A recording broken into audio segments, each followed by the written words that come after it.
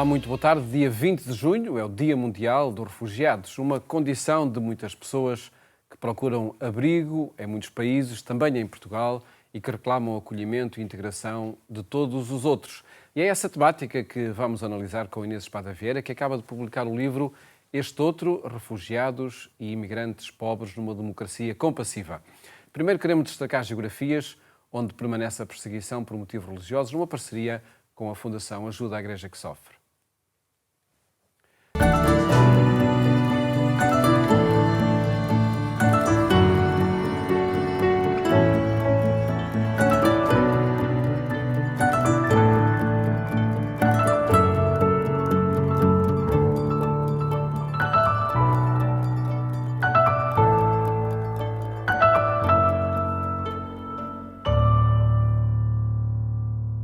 Esta é uma história fantástica que precisa mesmo de ser contada. É a história de uma mulher, uma cristã empenhada, uma pessoa que não se conforma com a miséria, o sofrimento, com a fome. É a história de Sílvia Duarte. Sílvia ouviu falar da violência terrorista em Cabo Delgado, no norte de Moçambique. Ouviu falar nos ataques a aldeias, nas pessoas raptadas, nos milhares e milhares de homens, mulheres e crianças forçados a fugir e que vivem agora na maior pobreza em campos de deslocados. E Sílvia comoveu-se. Tinha de fazer alguma coisa. Sílvia gosta de correr e é cabeleireira. No ano passado ela participou numa prova de corta-mato só para chamar a atenção dos portugueses para esta situação e para mobilizar também boas vontades para Cabo Delgado através da Fundação AIS. Este ano fez mais. Abriu as portas do seu salão e ofereceu o trabalho de um dia para as vítimas do terrorismo. Um gesto que chegou a Moçambique e levou o próprio Bispo de Pemba a gravar uma mensagem de agradecimento. Eu sou o Dom Antônio Juliace Ferreira Sandramo, Bispo da Diocese de Pemba. Em setembro do ano passado, aproveitando a minha passagem por Lisboa, busquei encontrar a Sílvia Duarte para conhecê-la e agradecê-la pelas suas iniciativas simples, mas profundamente significativas em favor de pessoas humanas expostas ao sofrimento no mundo, muitas vezes de forma incondicional e injusta. Eu fui agradecê-la porque o povo de Cabo Delgado, onde está a Diocese de Pemba que eu sirvo, também se tem beneficiado dos resultados das suas iniciativas. Os ataques do terrorismo jihadista têm estado, desde 2017, a provocar mortes, destruições e deslocados internos. Há miséria e muito sofrimento. Aprendi da Sílvia Duarte que, para ajudar o outro ser humano em sofrimento, só precisamos ter um coração grande, que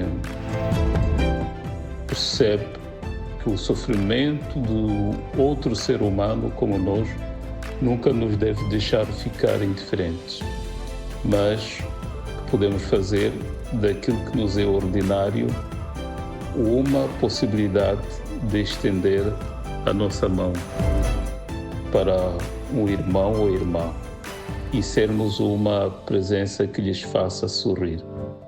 É assim que a Sílvia faz da corrida e do seu salão de cabeleireiro uma oportunidade de dar um sorriso de alívio a quem o seu coração já amou, a pessoa humana, mesmo que seja distante geograficamente. Para ajudar não precisamos ser muito ricos e ter dinheiro que não nos faz tanta falta. Precisamos de abrir o nosso coração, de abrir o nosso próprio salão de cabeleireiro. Dia 13 de maio é significativo. Nossa Senhora de Fátima interceda junto de seu Filho por este povo de Cabo Delgado e todos aqueles que sofrem por causa da guerra e vivem na miséria. Força sempre. Sílvia Duarte. Foi Dom Juliaço, o bispo de Pemba, a agradecer o gesto de Silvia Duarte que, a 13 de maio, reparem bem na data, abriu o seu salão de cabeleireiro no Estoril e ofereceu o dia de trabalho para as vítimas do terrorismo em Cabo Delgado. Escutámos o bispo de Pemba a agradecer mais este gesto desta mulher extraordinária. Recordo apenas uma frase de Dom Juliaço: para ajudar não precisamos de ser muito ricos, precisamos, sim, é de abrir o nosso coração. Está tudo dito. Que bom seria se houvesse no mundo muitas pessoas como Silvia Duarte, pessoas com um coração cheio de amor. Todas as semanas nós marcamos encontro aqui porque há uma igreja que precisa da nossa ajuda.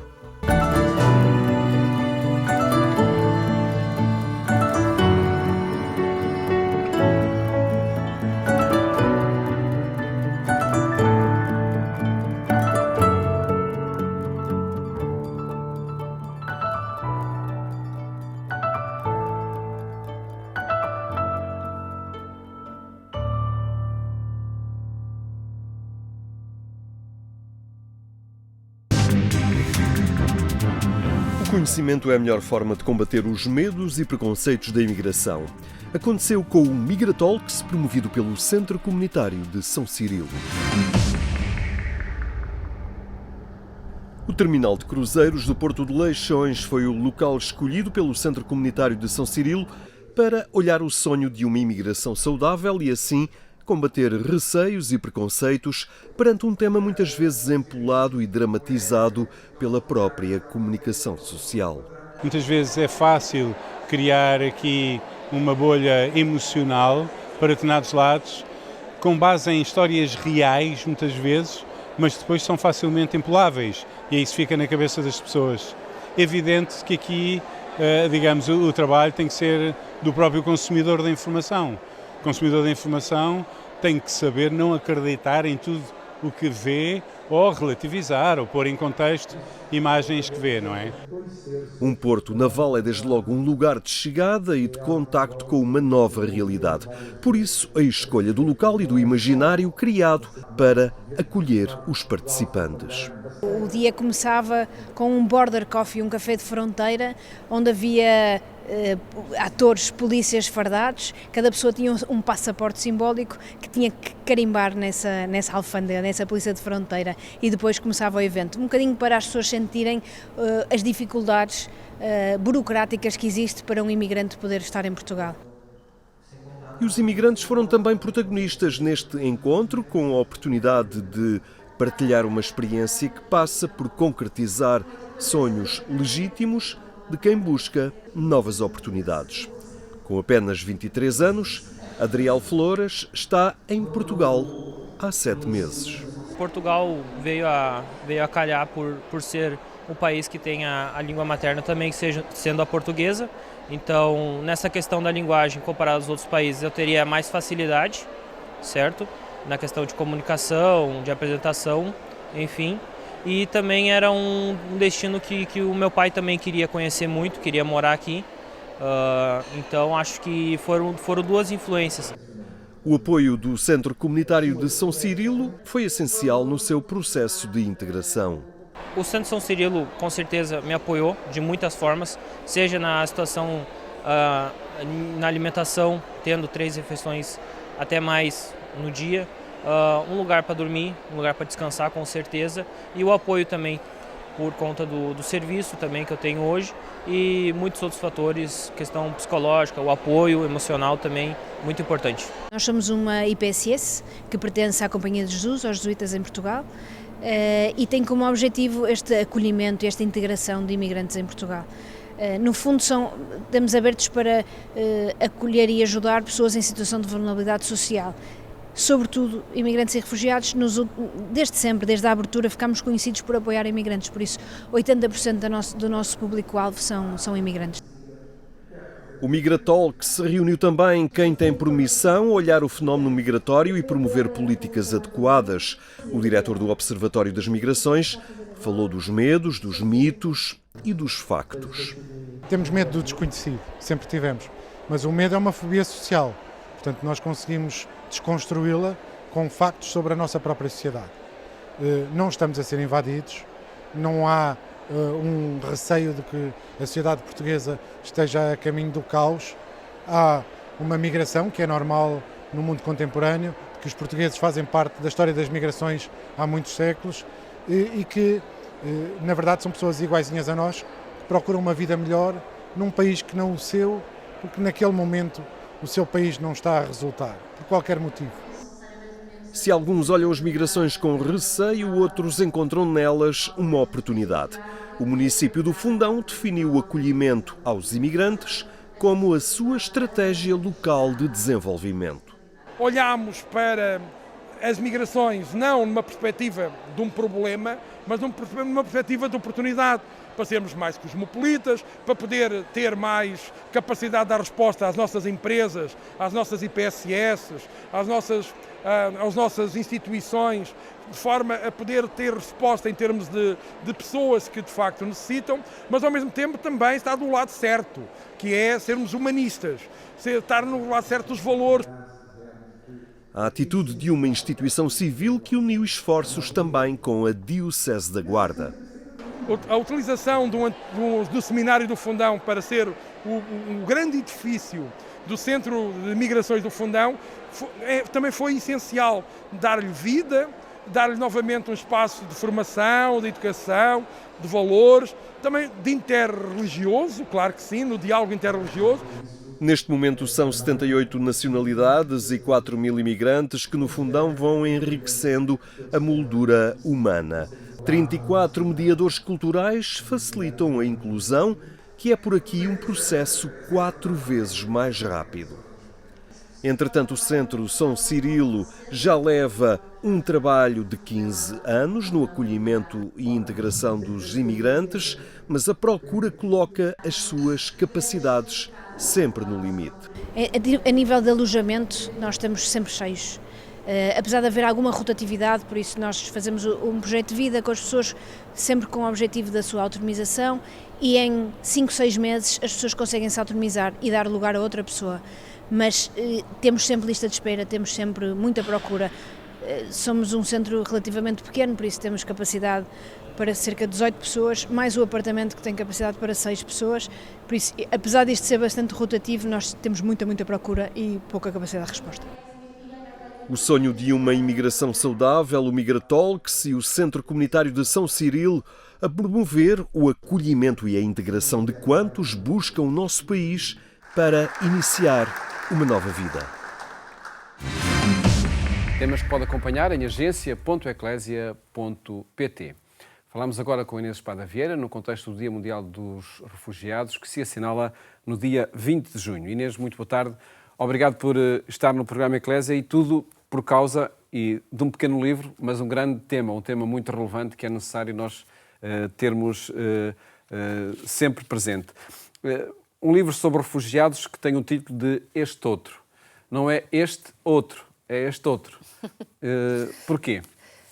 Boa tarde, Paulo. Obrigada por este convite e por ter a oportunidade de falar deste pequeno livro. De facto, é um ensaio de uma coleção que já agora aproveitava para destacar, a coleção Argumento da Universidade Católica Editora, e também aproveitar para convidar para lerem os outros ensaios que a coleção tem. Este outro é uma ideia, não é uma palavra nova, é uma palavra que existe na língua portuguesa e é uma resposta a uma inquietação que eu tinha, que eu comecei a ter, sobretudo no longo prazo, no médio e longo prazo. Eu penso que todos temos em nós uma vontade salvífica, não é? Uma vontade, uma comoção, e é importante comover-nos, e o dia em que deixarmos de nos comover será, de facto, um dia muito triste para a humanidade, mas dizia eu que nós temos esta dimensão, esta vontade de cuidar do outro desamparado, frágil, vulnerável, quando o vemos em situações limite, nomeadamente quando são crianças ou outras injustiças que nos tocam pessoalmente. Mas depois, esse é o outro, e esse é aquele por quem nos apaixonamos tantas vezes, com essa dimensão de fascínio do que eu poderia fazer. E depois há este, que é o aquela pessoa que efetivamente chega ao pé de mim e que é aquele que está à beira do caminho a pedir ajuda. O que é que eu faço? A proposta do Este Outro é continuarmos a olhar para estas pessoas, persistir ao seu lado, não acima, não é? O Papa Francisco disse-nos isso, nunca olhar alguém de cima para baixo, a não ser para ajudar a levantar. Portanto, disse-o aqui em Lisboa. Exato, em agosto de 2023, mas dizia eu, aqui a proposta é não perdermos o fascínio. O fascínio não é o fascínio abstrato da contemplação, mas essa capacidade de encantamento que nos permite e que nos leva à ação. E por isso Este Outro junta a ideia de continuar a olhar a pessoa refugiada ou a pessoa ou o imigrante pobre que está ao meu lado, tentando não me cansar. No fundo é isto, há uma fatiga, não é? E o livro fala precisamente desses momentos, como por exemplo quando foi o início da guerra na Ucrânia, os refugiados que cá chegaram, enfim, e de outros momentos da história onde o povo português de facto mobilizou-se. Depois esquece, depois dessas situações? Eu penso que não se esquece. Eu penso é que todos nós somos seres humanos frágeis também e imperfeitos. E passamos para outra causa. E passamos para outra causa e passamos também... perdemos essa ideia inicial da salvação. E depois a pessoa que está ao nosso lado é uma pessoa como nós. E quando nós dizemos que é como nós, é mesmo como nós. Com a diferença... depois, não é, de uma experiência, que é a experiência do desterro, do exílio, mas é uma pessoa como nós, significa que é imperfeita e significa que é cansativa e que não faz o que nós queremos e que não aprende à velocidade que quer e que está deprimida. Nós dizemos, porque é que estás deprimida se tens casa, Portugal é tão bom. Deito tanto.